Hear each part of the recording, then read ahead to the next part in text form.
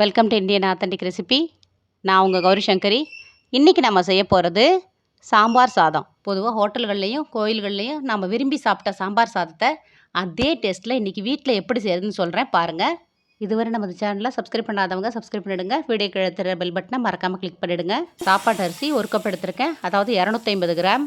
1 cup அரிசினா பாதி அளவு துவரம் பருப்பு எடுத்துக்கணும். 1/2 கப் துவரம் பருப்பு எடுத்திருக்கேன். ரெண்டையும் ஒன்றா சேர்த்து நல்லா கழுவிட்டு தண்ணி ஊற்றி ஊற வச்சுக்கலாம். அது ஊறுறதுக்குள்ளார சாம்பார் பொடி ரெடி பண்ணிடலாம். 8 காஞ்ச மிளகா, 1 ஸ்பூன் மல்லி விதை, 1 ஸ்பூன் கடலைப்பருப்பு, 1 ஸ்பூன் துவரம்பருப்பு, 1 ஸ்பூன் உளுந்து, 1/2 ஸ்பூன் ஜீரகம், 1/2 ஸ்பூன் மிளகு, 1/4 ஸ்பூன் வெந்தயம், 1/4 ஸ்பூன் மஞ்சத்தூள், 1/2 ஸ்பூன் பெருங்காயத்தூள், கொஞ்சம் கருவேப்பிலை. நாட்டு காய்கறிகள் எது வேணாலும் நீங்கள் சேர்த்துக்கலாம். முருங்கைக்காய், கத்திரிக்காய், பீன்ஸு, கேரட்டு, உருளைக்கிழங்குன்னு வீட்டில் இருந்த காயிலேருந்து எல்லாத்துலேயும் கொஞ்சம் போல் எடுத்து கட் பண்ணி வச்சுருக்கேன். இந்த சாம்பார் சாதத்துக்கு சின்ன வெங்காயம் சேர்த்து செய்திங்கன்னா ரொம்ப டேஸ்ட்டாக இருக்கும். 100 கிராம் அளவுள்ள சின்ன வெங்காயம், 2 தக்காளி, கருவேப்பிலை, கொத்தமல்லி. தாளிப்பதற்கு 1 ஸ்பூன் கடுகு உளுந்து, 1/2 ஸ்பூன் ஜீரகம், 2 காஞ்ச மிளகாய். லெமன் சைஸ் புளி எடுத்து தண்ணி விட்டு ஊற வச்சுக்கணும். 1 டம்ளர் அளவுள்ள தண்ணீர் சேர்த்து நல்லா கரைச்சி எடுத்து வச்சுக்கோங்க. இது செய்கிறதுக்கு கடலெண்ணெய் யூஸ் பண்ணுங்கள், ரொம்ப நல்லாயிருக்கும். 2 ஸ்பூன் கடலெண்ணெய், 3 ஸ்பூன் நெய் எடுத்துக்கணும். இந்த சாதத்தோட டேஸ்ட்டுக்கு காரணமே நெய்யும் கடலெண்ணெயும் தான். ஊற வைத்த அரிசியும் துவரம் பருப்பையும் குக்கரில் சேர்த்தாச்சு. 1 கப் அரிசிக்கு 3 கப் தண்ணீர் சேர்க்கணும். அரிசியும் பருப்பும் சேர்த்து நம்ம 1.5 கப் எடுத்திருக்கோம், அதனால் 4.5 கப் அளவு தண்ணீர் சேர்த்துருக்கேன். எந்த கப்பில் அரிசியும் பருப்பையும் அளந்தீங்களோ அதே கப்லேயே தண்ணீரை அளந்து எடுத்துக்கணும். இதோட 1/2 ஸ்பூன் உப்பும் 1/4 ஸ்பூன் மஞ்சத்தூளும் சேர்த்து குக்கரை மூடி 6 விசில் வரும் வரை நல்லா குழைய வேக வச்சு எடுத்துக்கணும். குக்கரில் சாதம் ரெடி ஆகிறதுக்குள்ளார சாம்பார் பொடி ரெடி பண்ணிடலாம். 1 ஸ்பூன் கடலெண்ணெய் சேர்த்துக்கணும். அதில் எடுத்து வச்சுருக்கிற காஞ்ச மிளகா, தனியாவையும் சேர்த்து நல்லா வறுத்துக்கணும். ஒரு 2 நிமிஷம் வறுத்துக்குங்க.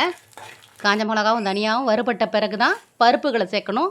கடலைப்பருப்பு, துவரம்பருப்பு, உளுந்து, இது 3த்தையும் சேர்த்து வறுத்துக்கலாம். இந்த சாம்பார் சாதத்துக்கு நல்ல வாசனையும் ருசியும் கொடுக்குறதே இந்த சாம்பார் பொடி தான். பருப்பு வறுபட்டுருச்சு. இந்த ஸ்டேஜில் நம்ம எடுத்து வச்சுருக்க ஜீரகம், மிளகு, வெந்தயத்தை சேர்த்துக்கலாம். இதையும் அப்படியே லைட்டாக வறுத்துக்கலாம்.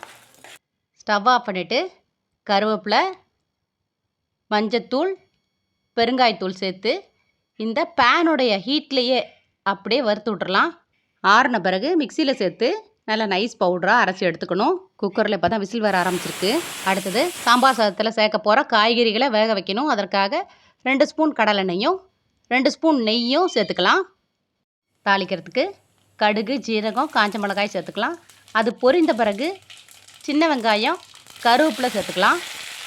வெங்காயத்தை நல்லா வதக்கிக்கலாம். அது வதங்கின பிறகு காய்கறிகளெல்லாம் சேர்த்துடலாம். காய்கறிகளெலாம் சேர்த்து இந்த எண்ணெயிலேயே ஒரு 2 நிமிஷம் நல்லா வதக்கி விடணும். வீட்டில் எந்த காய் இருக்கோ அந்த காயை சேர்த்துக்கங்க. காய் சேர்க்காமலும் நான் சொல்லியிருக்கேன், இதே மெத்தடில் நீங்கள் செய்யலாம். காயெல்லாம் நல்லா வதக்கியாச்சு.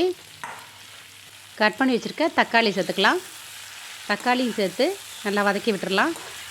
காயில் 1/2 ஸ்பூன் உப்பு, 1/4 ஸ்பூன் மஞ்சத்தூள், 1 டம்ளர் தண்ணீர் சேர்த்து வேக வைக்கணும். காய் நல்லா வேகணும். மூடி வச்சிடலாம். குக்கர் ஓப்பன் பண்ணியாச்சு. சாதம் நல்லா குழைய வெந்திருக்கு. 10 நிமிஷம் ஆகுது. ஓப்பன் பண்ணி பார்க்கலாம். இதில் முக்கியமாக உருளைக்கிழங்கு, பீன்ஸு, முருங்கைக்காய் வெந்திருக்கான்றதை செக் பண்ணிக்கணும். அதன் பிறகு தான் புளி கரைசலை சேர்க்கணும். மிக்சியில் அரைச்சி எடுத்து வச்ச சாம்பார் பொடி 3 ஸ்பூன் அளவு சேர்த்துக்கணும். அதோட 1 டம்ளர் அளவுள்ள தண்ணீரையும் சேர்த்துக்கணும். எல்லாத்தையும் நல்லா கலந்து விட்டு டேஸ்ட் பண்ணி பாருங்கள். உப்பு, காரம் ஏதாவது குறைவாக இருக்கான்னு பாருங்கள். தேவைப்பட்டால் சேர்த்துக்கலாம். உப்பு குறைவாக இருக்குது. 1/2 ஸ்பூன் உப்பும், ஒரு டேஸ்ட்டுக்காக ஒரு சின்ன பீஸ் வெல்லத்தையும் சேர்த்துருக்கேன். ஒரு கொதி வந்தாலே போதும். குக்கரில் வேக வச்சு எடுத்து வச்சுருக்க சாதத்தோட இந்த சாம்பாரை சேர்த்துடலாம். கொத்தமல்லி நல்லா ஃபைனாக சாப் பண்ணி நிறையா போட்டுக்கோங்க. ஸ்டவ் ஆன் பண்ணிவிட்டு ஒன்றா மிக்ஸ் பண்ணி விட்டுருங்க. சாம்பார் வாசனை கமகமன்னு வருது. ஸ்டவ் ஆன் பண்ணிவிட்டு 2 நிமிஷம் இது போல் ஒன்றா மிக்ஸ் பண்ணி விட்டாலே போதும். எடுத்து வச்சுருக்க நெய் ஒரு 2 இல்லைன்னா 3 ஸ்பூன் அளவு சேர்த்துக்கோங்க. நெய் அதிகம் போல் சேர்த்தோம்னா ரொம்ப டேஸ்ட்டாக இருக்கும். அவ்வளோதான். ஃபைனலாக திரும்பவும் கொஞ்சம் கொத்தமல்லி தூவிக்கலாம். கமகமன் சாம்பார் சாதம் டேஸ்ட்டாக ரெடியாக இருக்குது. இதற்கு சைடிஷ் எதுவும் தேவையே இல்லை. சூடாக அப்படியே சாப்பிட்றலாம். வேணும்னா நீங்கள் அப்பளம், சிப்ஸு சேர்த்து வச்சு சாப்பிட்டு பாருங்கள். நான் இந்த சாம்பார் சாதத்துக்கு சுட்ட கத்திரிக்காய் மசால் செய்திருக்கேன். இதை எப்படி செய்கிறதுன்றது நம்ம சேனலில் போட்டிருக்கோம். லிங்க்கு டிஸ்கிரிப்ஷன் பாக்ஸில் கொடுத்துருக்கேன். தேவைப்பட்டால் பார்த்துக்கங்க. நன்றி.